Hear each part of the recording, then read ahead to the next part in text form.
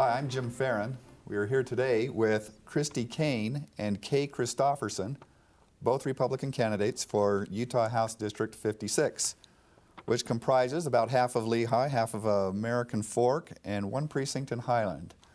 Welcome. Thank you. So we're going to start off with Christy today. Christy, can you tell us what experience or what background qualifies you to be a state legislator? Take a minute. I'm a small business owner, so I know how to create jobs, and I have spent a lot of time. I spent the last time up at the legislature and listening and sitting in on different committees and coming away with some very distinct impressions of things that I'd like to work on. And in my business that I own, I deal with governmental regulatory agencies on a daily basis. And so I understand the complexity of creating jobs and dealing with the difficulty in the economy today. And I'm a mom, and I've served as a planning and zoning commissioner. I've served as a homeowners association president, a state, county delegate, and a precinct chair. And I think all of those experiences combined give me some really good perspectives of things to work on in the state of Utah and some differences that I'd like to make. Excellent, thank you. Kay, tell us about your background that qualifies you for this. Well, I graduated from BYU in civil engineering, and soon after that I went to work in a construction company where eventually I became the vice president of construction. I went on to become the president of 3 more companies, and all part of the same group, family-owned business. It's a private company. I learned a lot of the benefit of the free market system and customer relations, quality products, and keeping costs in line with market conditions. I think those principles can be applied to government services as well. Also, as part of our business in the private sector, there were many opportunities that I worked with UDOT and UTA and other government agencies that helped me to be effective there. Great. So tell me, if you're successful in winning this seat, you become a state legislator, what's going to be your agenda? What's your focus? What specific pieces of legislation are you wanting to sponsor? I've had enough experience in the business and in this economy that I realize that part of the problem is there are so many regulations and taxes and obstacles to businesses that those things that I want to do are to streamline businesses' ability to operate and to hire individuals. I want to create more jobs. I want to enhance the economy so that other things like taxes become secondary, because those taxes are paid by successful businessmen and employed individuals. Very good. So specific legislation, anything in particular in mind that you would be supporting? Just those things that cut those regulations and make it easier for families and parents to make choices for their particular situations. In other words, we need to reduce the government burden on businesses, on families, on individuals. Very good. Christy, how about your agenda? Our fastest growing budget in the state of Utah is the Department of Health and Human Services. It's the largest budget for the federal government. We are dealing with more and more people being placed on state and federal assistance, with less and less hardworking people paying the ticket. So specifically, I'm going to introduce legislation that will create exit plans, termination dates, and stricter requirements for state assistance, and work to do the same with the federal assistance as well. In particular, let's take the food card, for example. We've all stood in a grocery store and watched someone be able to pay for the food that they needed with the food card, but at the same time pay cash for all the other amenities that they needed. Well, most of us who work every day, we get to pay cash for what we have. We don't have a food card to pay for other things. So I'm going to implement requirements that if you're capable of doing that or having cable or Xbox or other things, perhaps you need to be paying for some of that food stamp assistance on your own. So that's where I'm going to be specifically looking, because it's projected that if we don't deal with that budget, it's going to hit 36% for the state of Utah, and that will be our largest budget, even more than we're paying in education. Good. Let's move on to other issues. Illegal immigration, budget priorities, education, healthcare, public land use policy. Which of those are of interest to you? Which would be priorities to you? Those are all very important for the state. We'll start with illegal immigration then. Tell us what Okay. your views on that. Illegal immigration took about 4.5% of our budget last year. I really believe that we need to look at the e-verification. It is important that we have people here. I believe people should come, but they need to come legally. And when we look at the burden of immigration on our healthcare system, our education system, and even for dealing with incarceration and criminal activity, it costs us quite a bit. And you figure every year Utah barely balances its budget.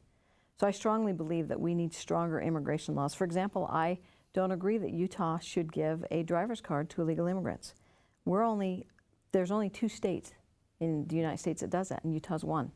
And it's estimated that when we passed our last immigration bills, you know, people say that it's not an amnesty, but yet a lot of the illegal immigrants who were in Arizona came to Utah because they view it as more illegal immigrant-friendly laws. Mm-hmm. Obviously, Utah can't do a lot.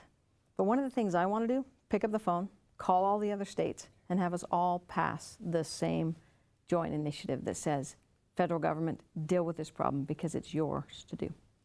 Good. Any thoughts on healthcare or public lands, budget priorities? On the public lands, they belong to us. The federal government is violation of the Enabling Act. And quite frankly, I don't think we need to sue them to get it back. I think we can take it already. And we need that. We need the minerals to stir the economy of our state, to create jobs, and to increase the funds that we're giving to education. The only thing I would add to that is we need a master plan. I want to preserve those public lands. We don't want to sell them to the highest bidder, and I believe Utah can do that with accessing the minerals. Very good. It's okay. Illegal immigration, budget priorities, education. What are your thoughts on these things? On immigration, you know, our country was founded on people that came from all areas of the world, and I think that we need to make it so that there is a path for immigration, but we need to control that, and the federal government needs to pick up and step up and monitor the borders. They need to control the borders. They need to do their responsibility. But I think the state and several states have tried to implement procedures to control immigration in their area, and it's at the Supreme Court right now, a decision on whether Arizona can, you know, has a right to mandate controls for immigration, and we'll see how that legislation comes out. But I think that Utah is doing a pretty good job of saying until that legislation comes out, we need to at least know who's here and help them to be involved in good activities in the state. Budget priorities, healthcare, public lands. Do you have views on those issues? Maybe a little bit on healthcare. I think, you know, entitlements in general are more effectively administered at the lowest level possible, and when people have skin in the game. And so in healthcare, if we implement payment measures where the citizens pay most of their health care and take less taxes out for that, they'll be able to afford that. And in other words, there's maybe higher deductibles or higher co-pays, and we have major medical or catastrophic coverage. I think that would help people to say, I'm going to really decide, do I need to go to the hospital now, or is it just something that's convenient and it's paid for anyway? So I think that would help reduce our costs in Very good. healthcare. On lands, Public lands, the state has gone forward with legislation to provide funding to push forward on getting our federal lands back. The Enabling Act that was agreed to when the state was formed, with the agreement with the federal government was that the federal lands would go back into the control of Utah, and we need to make that happen. Let's talk about public education for a moment. Kind of the 800-pound gorilla in the room. It's a big issue that the legislature deals with all the time. What specific reforms for public education would you support or even sponsor, if any at all? Or are you comfortable that public education is working fine just the way it is? Well, my children have all gone to public schools, and I did, and they do a great job. I think they could do better in certain areas, and all of the forms of education can. I think that parents need to have opportunities to put their kids in settings where they feel comfortable that their children are getting the education that is best for them. And so there needs to be opportunities, whether it's homeschool, charter schools, private schools, or public schools. And I think that having those options raises all the boats in the harbor, because it allows for other opportunities to find the best practices. And I think one of the things we need to work on is funding. I think these federal lands that we have can be used to help increase the federal funding or the funding for schools. Very good. So, Christy, public education reforms that you would advocate? Yes, the newest discussion with education is Common Core, and that is a constant discussion going on. And I'm very concerned. I feel like any time that we give our decision-making over to whether it's a consortium or a federally mandated program, we lose some of our freedom as teachers and parents and communities and the state. So I don't support Common Core. I definitely believe in standards, and I definitely believe that we need to be able to fund education. The most important units in education is the pupil and the teacher, and the parents working with them that can be successful. I believe in choice in education, and I believe that we need to be able to keep that choice and that decision-making here. Right now, Utah's adopted math and English in the Common Core, and in the last session, they passed a bill to be able to opt out, and I believe we need to do that. And so if I needed to sponsor that to see that happen, I'd be willing to do that, because I want to maintain parental and teacher input in the classroom. Are there specific reforms, things that you'd like to change? I'm concerned about the layers of education. It seems like we have a lot of layers of education and administration before we ever get to the classroom. Now, they all may be necessary, but I'm going to be looking into that, because constantly, the weighted pupil index of what we pay per student is about $8,000 in the state of Utah. And there's this constant cry that it's not enough money to be able to do what we need to do. And so I have a question: are we spending it effectively? Or do we need to make some changes? Good. So, kind of in a related way, tell me, under what conditions would you support a tax increase? I wouldn't. Any tax increase at all? You know what? I think we need to look at a different taxation system. I really support the Fair Tax Initiative. And I believe what taxes are doing currently is crippling the economy. And they're making businesses go overseas. They're making it so small businesses aren't hiring. They're staying at the same size. The best thing in the world is to do a tax decrease. And if we could get our lands back and access all of those natural resources, we could become like Alaska, where our citizens would receive a check instead of paying a state income tax. The fair tax has been a national issue. Are you advocating a statewide sales tax to replace our income tax? No, I'm talking to get it done on the national level. Okay. No, I'd like to see us, get rid of Amendment 16, and I'd love to see us go to a fair tax, because I think that it's a consumption tax, and it would decrease taxation. It would spur economic growth astronomically, and we would create the jobs and have the economy that we all want. And here in Utah, there are no taxes that you would support increasing? Not at this time. We're lucky that our economy is where it is, and what people don't understand is one of the main reasons Utah's balanced her budget is because we increased stimulus money. That money's run out. So Utah, if we want to continue to be run as well as we can be, We have got to grow economy, and I don't think taxes do that. I think it hurts the economy. Good. Kay, what do you think? Would you increase taxes? Would you decrease taxes? Or under what conditions? I think the only way that I would consider increasing taxes is if it was, if the bill was accompanied by decreases in other areas, so that the net increase was 0 or less. You'd support a There'd be a net revenue decrease. neutral reallocation among taxes, but not Right. necessarily a tax increase? For example, the gas tax to support transportation in Utah is based on cents per gallon, and with more efficient fuel and the fluctuation in the gas prices, less fuel is used, and so the transportation struggles a little bit. And so I would consider reevaluating how that's done so that it's more consistent, and UDOT and other transportation units could plan better for transportation growth and improvements in our highways. So would you increase the cents per gallon? Or are you talking about an additional tax on, say, compressed natural gas cars or electric cars or that kind of thing?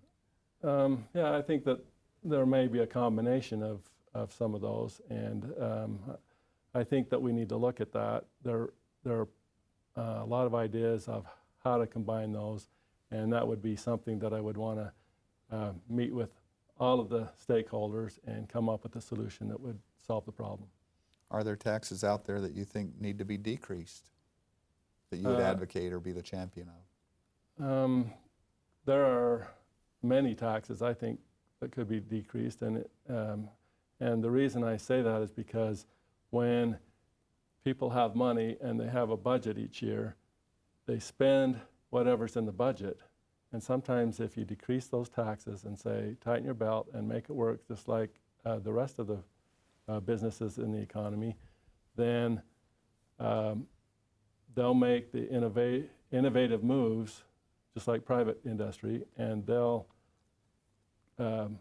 become more efficient, and it will force them to make those same decisions that the private industries had to make. Good, thank you. Final question for you, Kay. It seems there's a balance to be played when serving in the legislature between being the statesman who leads his or her constituents in political thought and ideas versus being a representative who represents or reflects the political thinking of the constituents. So if there were an issue that you felt strongly about, but you found that maybe your constituents felt differently about it, how would you vote? Well, in the election process, the candidates are vetted pretty good with questions, and I feel like that you receive the vote from the constituents based on your judgment, your ability to solve problems, your experience, the things that help you to reach a decision. And I think that's what you're voted to do, because the constituents don't have the time and the means to be involved in all the issues that you're elected to do. And so I think that I would take the suggestions that I receive and evaluate those, and come up with options and solutions that would be a win-win situation for everyone. And I would make a judgment based on my best efforts and the research that I do, and come up with a solution and say, this is based on my knowledge and my background. Very good. So Christy, same question. How do you strike that balance between being the statesman voting your conscience versus the representative representing the views of the people in your district, particularly if they're not aligned? How do you do that? You know, diplomacy is where that word comes into play. You know, we can't always please everybody. And it's interesting you asked that question, because the slogan of my campaign is Statesmen in Action. And my perspective as a statesman is we don't always do what is popular, but we do what is right. And the way that we work on that, if we're truly representing our people, is we've been out amongst them. Too many times people get elected and disappear, and they're never heard from again until they come back and ask for your vote. I'm not that type of person. I'm going to be active in the community. They're going to see me in the schools. They're going to see me in the senior citizen centers. They're going to see me at their community events. I want to know what the people think. I want to understand where they're coming from. But I also want to take the time to help educate them and say, this is why. Here's what we're dealing with. Because sometimes we get emotionally charged, but we're only looking at it from one angle. And if a representative and a statesman can help them see both angles, then they'll understand the decision that needs to be made. At the end of the day, I'm going to make the best decision that I can make, that I know that is right, by getting input and educating those who I'm representing. They know what I stand for now. I'm not going to change once I'm there. I'll be following the same principles of what I've told them now, and that's what I'm going to do when I get there. Very good. We've been visiting with Christy Kane and Kay Christopherson, both candidates for House District 56 in the Utah State Legislature. Thank you for joining us.